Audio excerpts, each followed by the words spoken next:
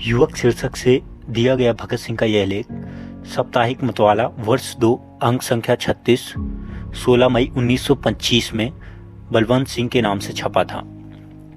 इस लेख की चर्चा मतवाला के संपादकीय कर्म से जुड़े आचार्य शिवपूजन सहाय की डायरी में मिलती है। लेख से पूर्व यहाँ आलोचना में प्रकाशित डायरी के उस अंश को भी उद्धृत किया जा रहा है। संध्या समय सम्मेलन भवन के रंगमंच पर देशभक्त की स्मृति में सभा हुई। भगत सिंह ने मतवाला में एक लेख लिखा था जिसको संवाद सुधार कर मैंने छापा था और उसे पुस्तक भंडार द्वारा प्रकाशित युवक साहित्य में संग्रहित कर मैंने ही किया था। वह लेख बलवंत सिंह के नाम से लिखा था। क्रांतिकारी लेख प्रायः गुमनाम लिखते थे। यह रहस्य किसी को ज्ञात नहीं। वह लेख युवक विषयक था। वह लाहौर से उन्होंने भेजा था। असली नाम की जगह बलवंत सिंह ही छापने को लिखा था। युवक युवावस्था मानव जीवन का वसंत काल है। उसे पाकर मनुष्य मतवाला हो जाता है। हजारों बोतल का नशा छा जाता है। विधाता की दी हुई सारी शक्तियां सहस्त्र धारा होकर फूट पड़ती।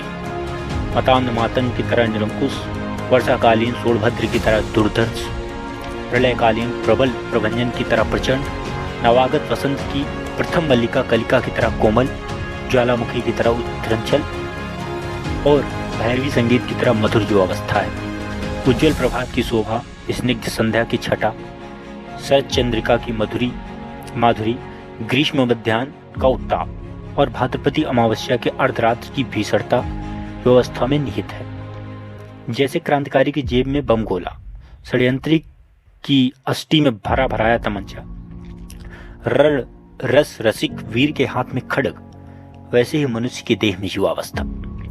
16 से 25 वर्ष की हाड़ चाम के संदूक में संसार भर के हाहाकारों को समेट कर विधाता बंद कर देता है। 10 बरस तक यह झांझरी नया मझधार तूफान में डगमगाती रहती है। व्यवस्था देखने में तो सस्य श्यामला वसुंधरा से भी सुंदर है, पर इसके अंदर भूकंप किसी भयंकरता भरी हुई है। इसी व्यवस्था में मनुष्य के लिए केवल 2 ही मार्ग हैं। वह चढ़ सकता है और उन्नति के सर्वोच्च शिखर पर, वह गिर सकता है और अधःपात के अंधेरे खंडक में। चाहे तो त्यागी हो सकता है युवक, चाहे तो विलासी बन सकता है युवक। वह देवता बन सकता है तो पिशाच भी बन सकता है। वही संसार को त्रस्त कर सकता है, वही संसार को अभय दान दे सकता है। संसार में युवक का ही साम्राज्य है। युवक के कीर्तिमान से संसार का इतिहास भरा पड़ा है। युवक ही रणचंडी के ललाट की रेखा है। युवक स्वदेश की यश दुंदुभी का तुमुल निनाद है। युवक ही स्वदेश की विजय वैजयंती का सुदृढ़ दंड है। वह महाभारत के भीष्म पर्व की पहली ललकार के समान विकराल है। प्रथम मिलन के बीच चुम्बन की तरह सरस है। रावण के अहंकार की तरह निर्भीक है। प्रहलाद के सत्याग्रह की तरह दृढ़ और अटल है। अगर किसी विशाल हृदय की आवश्यकता हो तो युवकों के हृदय टटोल। अगर किसी आत्मत्यागी वीर की चाह हो तो युवकों से मांगो। ऋषिकता उसी के बाटे पड़ी है। भावुकता पर उसी का सिक्का है। वह छंद शास्त्र से अनभिज्ञ होने पर भी प्रतिभाशाली कवि है। कवि भी उसी के हृदयारविंद का मधुप है। वह रसों की परिभाषा नहीं जानता, पर वह कविता का सच्चा मर्मज्ञ है। सृष्टि की एक विषम समस्या है युवक। ईश्वरीय रचना कौशल का एक उत्कृष्ट नमूना है युवक। संध्या समय वह नदी के तट पर घंटों बैठा रहता है। क्षितिज की ओर बढ़ते जाने वाले रक्त रश्मि सूर्यदेव को आकृष्ट नेत्रों से देखता रहता है। उस पार से आती हुई संगीत लहरी के मंद प्रवाह में तल्लीन हो जाता है। विचित्र है उसका जीवन, अद्भुत है उसका साहस, अमोघ है उसका उत्साह। वह निश्चिंत है, असावधान है। लगन लग गई है तो रात भर जागना उसके बाएं हाथ का खेल है। जेठ की दोपहरी, चैत की चांदनी, सावन भादो की छड़ी मंगलोत्सव की पुष्ट वृष्टि है। शमशान की निस्तब्धता है। उदयान का विहंग कल पूजन है।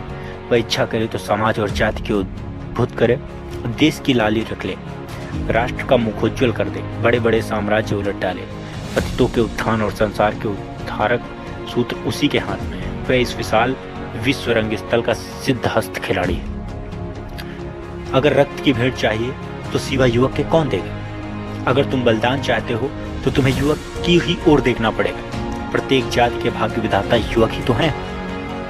एक पाश्चात्य पंडित ने ठीक कहा है, it is an established truism that youngest men of the todays are the countrymen of the tomorrow, holding in their hands the high destinies of the land and they are the seeds that spring and bear fruit.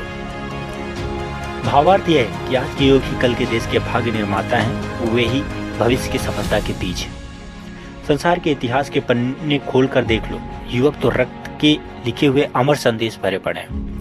संसार की क्रांतियों और परिवर्तनों के वर्णन छांट डालो, उनमें केवल ऐसे युवक ही मिलेंगे जिन्हें बुद्धिमानों ने पागल, छोकरे अथवा पथभ्रष्ट कहा है। पर जो सीढ़ी है वो क्या खाक समझेंगे कि स्वदेशाभिमान से उन्मत्त होकर अपनी लोथों से किलो की खाइयों को पाट देने वाले जापानी युवक किस फौलाद के टुकड़े थे।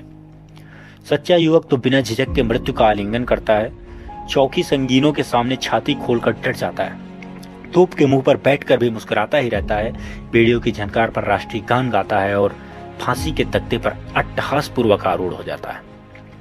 फांसी के दिन युवक का ही वजन बढ़ता है, जेल की चक्की पर युवक ही उद्बोधन मंत्र गाता है, काल कोठरी के अंधकार में धंसकर ही वह स्वदेश को अंधकार के बीच से उबारता है। अमेरिका में युवक दल के नेता पैट्रिक हेनरी ने अपनी ओजस्विनी वक्तृता में एक बार कहा था, life is a dearer outside the prison walls but it is immeasurably dearer within the prison cells where it is the price paid for the freedom fights.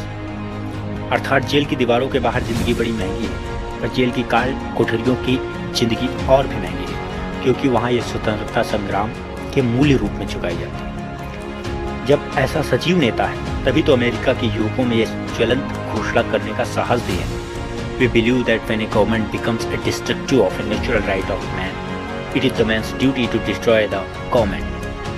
अर्थात अमेरिका के युवक विश्वास करते हैं कि जन्म सिद्ध अधिकारों को पददलित करने वाली सत्ता का विनाश करना मनुष्य का कर्तव्य है। आए भारतीय युवक, तो क्यों गफलत की नींद में बड़ा बेखबर सो रहा है? उठ, आंखें खोल, देख, प्राची दिशा का ललाट सिंदूर रंजित हो उठा। अब अधिक मत सो, सोना हो तो अनंत निद्रा की गोद में जाकर सो रहे। का पुरुषता के क्रोड़ में क्यों सोता है? माया मोह ममता का त्याग कर गरज उठ। Farewell farewell my true love, the army is no move, and if I stayed with you love, a coward I shall prove.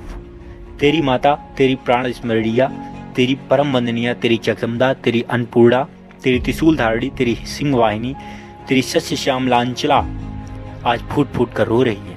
क्या उसकी विकलता तुझे तनिक भी चंचल नहीं करती? धिक्कार है तेरी निर्जीवता पर, तेरे पितर भी नतमस्तक हैं और इस नपुंसकत्व पर। यदि अब भी तेरे किसी अंग में कुछ हया बाकी हो तो उठकर माता के दूध की लाज रख, उसके उद्धार का बेड़ा उठा, उसके आंसुओं की एक एक बूंद की सौगंध ले, उसका बेड़ा पार कर और बोल मुक्त कंठ से, वंदे मातरम, इंकलाब जिंदाबाद।